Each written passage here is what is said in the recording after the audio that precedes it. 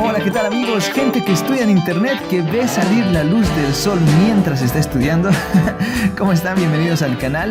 ¿Cómo han estado? A ver, ¿qué les dice su materia tóxica? ¿Cómo les fue? No, sí, seguramente ya alguien les preguntó algo realmente innecesario que no va a salvar vidas. Seguro que sí. Bueno, comenzamos con este video, la nueva serie de videos de inmunofarmacología. Y en esta oportunidad vemos AINES, antiinflamatorios no esteroideos. Un tema que me lo han pedido bastante, me han escrito al Instagram, en YouTube, en el Facebook también, así es que espero que les sirva mucho y que también les ayude a comprender el tema. Bien, el tema está muy bien estructurado, sí, muy detallado, entonces mucha atención, trata de verlo todo. De todas maneras, vamos a hacer mucho énfasis en algo que ya es más terapéutico. ¿Cuál AINE debo escoger para dar a mi paciente? Y para escoger hay muchos criterios, ¿sí? Antes de dar un determinado analgésico, pero evidentemente tratar el dolor es uno de los principios más importantes dentro de la medicina, ¿ok? Más sobre todo aquel dolor como cuando ella te dejó.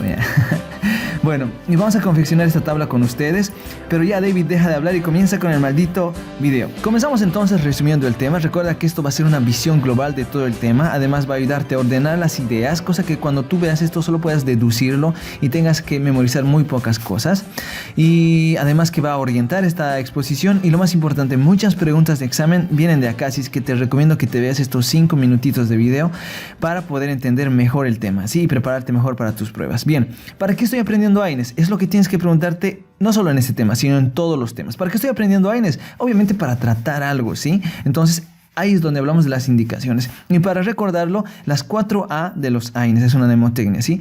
Estos medicamentos son analgésicos, o sea, calman el dolor, antipiréticos, bajan la fiebre, antiagregantes plaquetarios y antiinflamatorios, como su nombre lo dice, ¿ok? Bueno, y obviamente va a servir, obviamente, para tratar dolores, por ejemplo, dolor de la gota, etc. Aparte tiene otras indicaciones, por ejemplo, inhibición de las contracciones y el cierre del ducto arterioso, muy especiales. Bien, algunos profesores te van a decir que también tiene una 5A, que es modificar el metabolismo del ácido úrico. Son úricos, ¿ok? Bueno, un AINE clásico tiene las 4A, ¿listo? Si no tiene las 4A, no es un AINE. Muchos profesores manejan esa idea y también la vamos a un poco deconstruir más adelante. Bien, yo entonces, para lograr estos efectos, para tratar estas enfermedades, ¿qué necesito hacer? Entonces necesito saber el mecanismo de acción, ¿ok? Entonces, ¿qué necesito hacer? Primeramente, tengo que recordar fisiológicamente que vamos a tener en la célula una respuesta a la lesión, cualquiera que sea, y esa respuesta se llama inflamación. Normalmente el cuerpo tiene una enzima que se llama ciclooxigenasa 1, que es citoprotectora fisiológica siempre. Esa idea siempre mantiene en tu cabeza, ¿ok?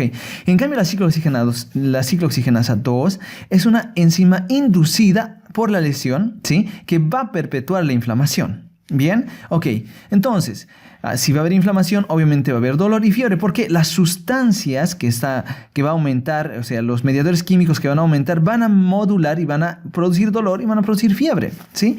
Muy bien, entonces, ¿yo qué puedo hacer para limitar esto y dar este efecto analgésico, antipirético, etcétera? Puedo inhibir la COX-2, sobre todo porque la COX-2 está inducida por la inflamación. Entonces tú puedes inhibir esto y evidentemente vas a lograr estos efectos. ¿Perfecto? Bien, el problema acá es que al inhibir la COX-2 también puedes inhibir la COX-1. De ahí que viene la clasificación. Bien, la clasificación, vamos a ver una clasificación química, por ejemplo, ahora. Vamos a ver aquellos que son AINES ácidos propiamente dichos, o sea, los AINES verdaderos clásicos, que son las 4As, etc. Y aquellos que son AINES no ácidos, también conocidos como no AINES, porque no cumplen estas características. O sea, les falta alguna A, por ejemplo, ¿sí? Ahí encontramos el primer grupo muy importante y el que todos sabemos porque nos hacen bullying con esto los médicos, el paracetamol, ¿sí? Luego tenemos estos que son las pirazolonas, la dipirona o el metamizol. Muy útil, muy importante que lo sepas porque vas a ver que es una muy buena alternativa y más adelante te lo muestro.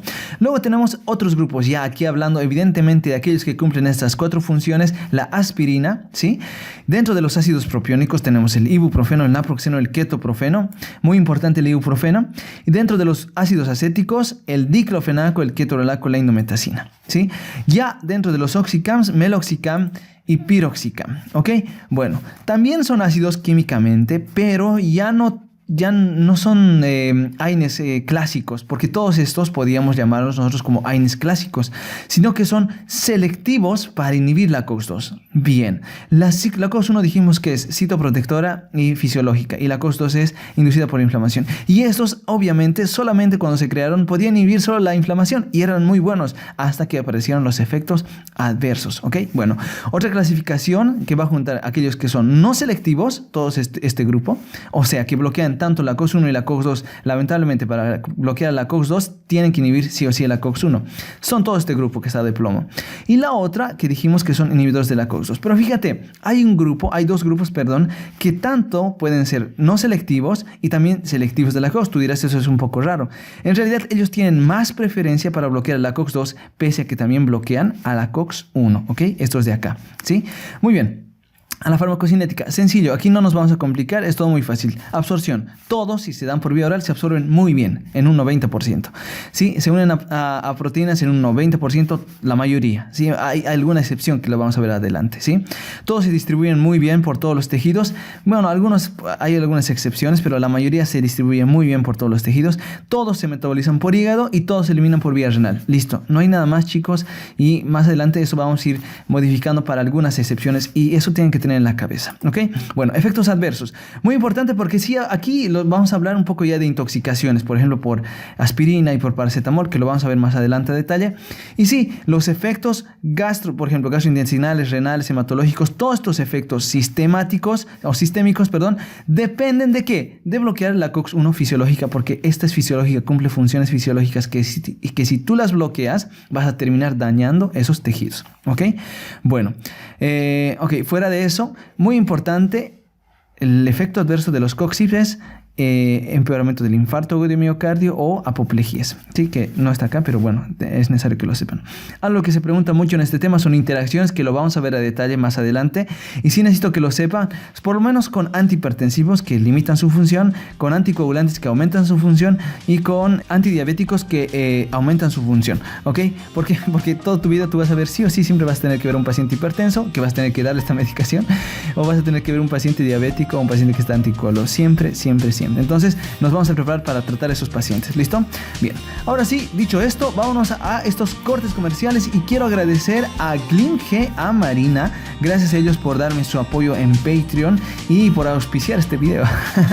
Y a toda la gente que me sigue en Instagram, Lauta, Miller, Esteban, Paula, Steffi, Verónica, Maurinahuel, Lisa y bueno, les invito a que me puedan seguir en Instagram, en Facebook y bueno, gracias por todo el apoyo y por todos los mensajes que me dejan en esas redes sociales y también en YouTube. Agustín, Julián, Jos, Gisela, Diego, Fernando, Laura, gracias por todo el apoyo. Y bueno, les invito también a que puedan dejar acá abajo su comentario, su universidad, de dónde nos escriben y que por favor compartan este video. Realmente eso me va a ayudar bastante, ¿ok? Bueno, y vayan a Patreon por favor, ¿listo? Comenzamos con el video, ahora sí, comenzamos hablando de estructura química, ¿sí? Bien, comenzamos con algo sencillo. Esta parte no te la van a preguntar, así es que no vamos a gastar mucho tiempo del video en esto. Ácido acetilsalicílico, un núcleo aromático, fíjate cómo evoluciona, se convierte en ibuprofeno, que mantiene esa estructura química y por ejemplo el paracetamol le quitan algunas cosas ácidas por ejemplo, pero sí mantiene ese núcleo aromático. Todo esto entra del grupo grande que dijimos, AINES clásicos. Bien, y aquí cuando ya se produjeron después dijeron, muy bien, estos bloquean ambos, pero ¿qué tal si solo bloqueamos al que produce la inflamación? Y crearon los inhibidores selectivos. Y estos tienen esta característica química. Fíjate, parece que fueran un extremo acá y otro extremo acá.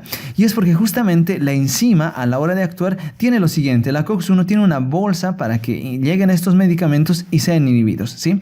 Y esa misma bolsa se repite en la COX-2. Por lo tanto, estos pueden bloquear ambas enzimas, ¿sí? Pero el CDCOXIB es especial porque tiene esta enzima, la COX-2 tiene una bolsa y tiene otra bolsa extra. Fíjate cómo se cumple la estructura química. Entonces, sí puede ser bloqueada solamente por los inhibidores selectivos, ¿sí? Entonces, este venía y hacía como una llave en cerradura que no respondía a la COX-1, pero sí la COX-2, ¿sí? Lamentablemente, por sus efectos adversos, se han retirado del mercado muchos y solo tenemos algunos y las indicaciones son muy contadas. Bien, ya en historia, Edmund Stone dijo alguna vez: dijo alguna vez, che viejo, mira, el sauce como que calma el dolor. Y justamente él estaba haciendo experimento en personas que tenían gota y artritis. Y escribió esta carta a la Real Sociedad. Y ellos determinaron que sí, estos tenían productos justamente del herbario propio de su región que sí tenían efectos analgésicos, ¿sí? E incluso ahora he visto que hay gente que vende hojas de sauce en internet. Bien, la espirea, de donde viene el nombre aspirina, también tenía esas características y empezaron a estudiar. Pero fíjense, recién después de 80 años, Hoffmann, gracias a Bayer, logró desarrollar la aspirina, ¿sí? ¿Y por qué razón? Porque su papá de Hoffmann estaba con artritis reumatoide, entonces él quería buscar una forma y encontró estas investigaciones pasadas, las terminó de estudiar y finalmente logró sintetizar la aspirina. Y fíjense qué calidad de marketing, de anuncio. Y miren cómo ha cambiado ahora. ¿Qué demonios está pasando? Involución, no evolución. Bueno, mecanismos de acción, y para entender cómo funcionan estos fármacos en el cuerpo, nosotros tenemos que recordar un tema muy clave en medicina: inflamación, ¿sí? Vamos a hacer énfasis en algunos puntos claves de este tema, ¿sí? Solo para saber dónde inmunomodulamos con los AINES las funciones que sostienen, ¿sí? Entonces, fíjate, tenemos los fosfolípidos de la membrana. Fisiológicamente, gracias a la fosfolipasa 2, vemos que estos se convierten en ácido araquidónico, y esos van a pasar a la vía de la COX-1, que es una enzima constitutiva fisiológica. Y esa va a terminar produciendo endoperóxidos cíclicos, entre los cuales nos interesan, por ejemplo, los tromboxanos, las prostaglandinas y las prostaciclinas. Los tromboxanos es muy importante porque van a tener esta sustancia que hace agregación plaquetaria y vasoconstricción. Obviamente, si un paciente, por ejemplo, tiene una herida, necesito que esos vasos se cierren y que haya agregación plaquetaria, y para mantener esa herida sellada y el paciente deje de sangrar. Muy lógico, ¿sí? Y el cuerpo responde muy bien. Otra función muy importante de las prostaglandinas es protección gástrica, protección cardiológica, protección nerviosa y protección renal. Y eso es mucho más potenciado todavía con las prostaciclinas, la famosa prostaglandina I2. ¿Ok? Entonces, todas esas funciones que son fisiológicas y de protección, y el cuerpo los necesita. Bien. ¿Qué sucede entonces cuando hay inflamación? Hay una anoxia, hay una lesión, hay un tipo que viene a dañar tus tejidos, ¿ok? Y esa puede ser química, física, biológica, inmune o Bad Bunny Baby. Entonces, cuando el cuerpo ve esta lesión, dice, oh no, con mis células no te metas, Bad Bunny Baby. Entonces, lo que hace es reaccionar a esta lesión, por lo tanto, eso se conoce como inflamación, ¿ok? Y dentro de la inflamación, esta va a modular algunas respuestas como son el dolor y la fiebre. ¿Bien? Ok, entonces, se libera dentro del tejido dañado interleucina 1 y factor de necrosis tumoral alfa. Bien, esto funciona algo así, como una señal de Wi-Fi para que vengan más células a este tejido, más reacción, más inmunoreacción, y por lo tanto podamos defendernos, porque la función de la inflamación es limitar, separar o eliminar la lesión, ¿ok? Entonces eso también va a producirse acá, en el endotelio, ¿ok? Y en el endotelio, porque estás cerca al tejido dañado, van a empezar a producirse lo mismo, y van a producirse estos marcadores, y cambia, etcétera, para que haya más migración celular y mejor respuesta a la lesión. ¿Bien? Entonces, hay un gen que se produce que se llama nuclear factor kappa beta, que va a estimular que se sobreexprese la interleucina 1, el factor de necrosis tumoral, y estos a la vez van a hacer que se estimule ¿quién? La producción de la COX-2. Bien, y desde ahora, este equilibrio que nosotros veíamos entre, por ejemplo, agregación y menor agregación plaquetaria, vasoconstricción y vasodilatación, se va a interrumpir, ¿sí? Y todo va a tender a la vasodilatación en el tejido dañado, ¿sí? Entonces, la COX-2 ahora va a empezar a producir más y grandes cantidades, por ejemplo, de prostaglandina E2, y ese va a ser una superprostaglandina E2 que al ir a sangre, por ejemplo, o en el tejido dañado, va a migrar y va a empezar a dar efectos sistémicos. Bien, hasta ahí hacemos una pausa. Luego hay otra vía, la vía de las lipoxigenasas. Entonces tenemos las ciclooxigenasas y las lipoxigenasas, y esta segunda vía va a convertir el ácido araquidónico en 5-HPTE. Bien, y esto va a terminar formándonos leucotrienos, que hacen lo mismo, perpetuar la inflamación, ¿sí? Y mejorar la quimiotaxis, etc. Bien. Ok, fuera de eso, estos también tienen funciones a nivel pulmonar que van a empeorar, por ejemplo, la broncoconstricción. Ok, bueno, fuera de eso también podemos producir lipoxinas, que en un momento más los vamos a ver. Bien, ¿qué sucede acá? este tejido obviamente va a empezar a doler. Si es inflamación, si tú has recibido, por ejemplo, un golpe, esa rodilla va a empezar a doler, etcétera. Si estás con una artritis reumatoide, eso va a empezar a doler, ¿sí? Entonces, ¿cómo sucede el dolor? Sencillo. Tenemos estas fibras nerviosas que tienen un potencial de acción de menos 90. Entonces, para que haya dolor, ¿qué es lo que tiene que pasar? Llegar a menos 60 y despolarizarse. Bien, ¿qué es lo que sucede cuando ya hay inflamación? Tengo exceso de prostaglandina 2 que llega acá y le dice, no, célula, lo siento, pero ahora te voy a hipersensibilizar, y al hipersensibilizarle a menos 75, por ejemplo, ahora las señales se disparan rápidamente y empiezan a mandar más señales de dolor, ¿sí? Entonces, cualquier estímulo ahora en esta célula hiperexcitable va a aparecer una señal de dolor. Por eso no puedes tocarte una herida, no puedes tocarte una lesión, una contusión, porque ahí te va a doler, ¿sí? Bien, aparte este tejido está sufriendo una lesión, va a haber liberación de hidrogeniones, potasio, la presión, el calor, todo eso va a empezar a estimularlo más y va a empezar a producirle mucho más dolor a este paciente, ¿ok? Y bueno, ¿qué sucede ahora con la fiebre? Que es otra respuesta. Igual que la inflamación, el dolor es una respuesta que te está avisando de que hay un peligro. Y la fiebre pasa lo mismo. Es una respuesta del organismo para avisar de que hay un peligro. Y además tiene otras funciones para disminuir la infección, la inflamación, la lesión. ¿Ok? Entonces, ¿qué sucede? Por ejemplo, un paciente que tiene una quemadura. Un paciente que tiene una quemadura libera grandes cantidades de prostaglandinas. Y esto sucede, fíjate, a nivel del núcleo preóptico, en el órgano vascular de la lámina terminal, donde tenemos el termostato. Y ese termostato nos da generalmente una temperatura de 36.5 grados, etcétera. Entonces, lo que hace ahora es la prostaglandina viajar por vía sanguínea, llegar ahí y modificar el termostato, darle una nueva temperatura, 38.5 por ejemplo, y el cuerpo empieza a producir termogénesis, un proceso de calor para llegar a esa nueva temperatura, ¿sí? Entonces, esto puede ser mediado por pirógenos endógenos, estos factores que llegan acá y le dicen produce más prostaglandina 2. O exógenos, que pueden ser la pared de las bacterias, algunas sustancias que están dentro de la pared de la bacteria, que puede terminar produciendo más prostaglandina 2 y por lo tanto inducir más fiebre. Entonces te está avisando de que sí hay peligro, ¿verdad? Bien, y estos son los pilares de la inflamación que decía Celso: calor, rubor, tumor, dolor. Porque este tejido está más hiperémico, está más vasodilatado, está más doloroso. Entonces aquí empezó a hablar de los 4 A's que se pueden inhibir con los AINES: antiinflamación, antipirético y analgésico. Ahí tenemos 3, ¿ok? Bueno, entonces esto es el proceso de inflamación. Bien, ok, entonces, ¿cómo yo puedo hacer esa inhibición? Ya agarro entonces fármacos que pueden actuar bloqueando, obviamente, la más importante, la COX-2, para disminuir la inflamación, el dolor y la fiebre, ¿sí? Pero también al bloquear la COX-2 se puede bloquear la COX-1. Y esos son los AINES clásicos, todos los que están en este grupo, ¿ok? Bueno, entonces un genio dijo, mejor bloqueemos la COX-2 si es el proceso de inflamación.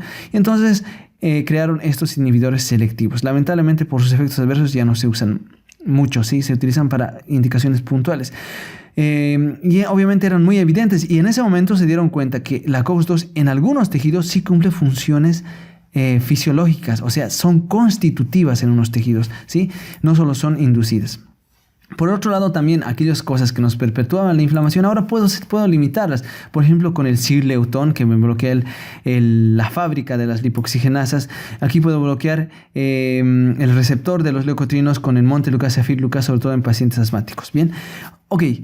También alguien dijo, bueno, evidentemente esto ya se había descrito, ¿qué tal si bloqueamos la fábrica principal? Porque he bloqueado esta fábrica y esta otra fábrica, y al bloquear esta fábrica principal, puedo bloquear todo este proceso. Y evidentemente sí, por eso los corticoides también tienen efecto muy similar a los analgésicos antiinflamatorios no esteroideos, ¿sí? Porque pueden bloquear toda la fábrica. Y también inmunomodular, por ejemplo, aumentando el inhibidor del kappa beta factor, puedo bloquear al nuclear factor kappa beta y por lo tanto disminuir mejor así la respuesta a la inflamación.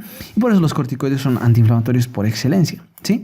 Bueno, entonces, para que se nos quede claro la idea, que sí, para ordenarte a la hora de ver los efectos adversos, la COX-1, todo lo que bloquea la COX-1 siempre va a producir efectos adversos. Todo aquello que bloquee la COX-2 va a producir efectos adversos, pero en menor cantidad, pero sí va a aumentar el riesgo cardiovascular y siempre está asociada a la inmunomodulación, ¿ok? Esas 3 ideas las ponemos en la cabeza porque eso sí va a ir repitiéndose más adelante. Bien, efectos adversos. Esto es muy importante, lo vamos a ver de manera general de todos los grupos, cosa que cuando volvamos a ver grupo por separado, vas a ver que esto va a ser muy sencillo recordar, ¿sí? Muy bien, efectos adversos antiagregante. Esto nos faltaba, que era la última A de los AINES. Bien, tiene un efecto antiagregante porque, si tú te das cuenta, producimos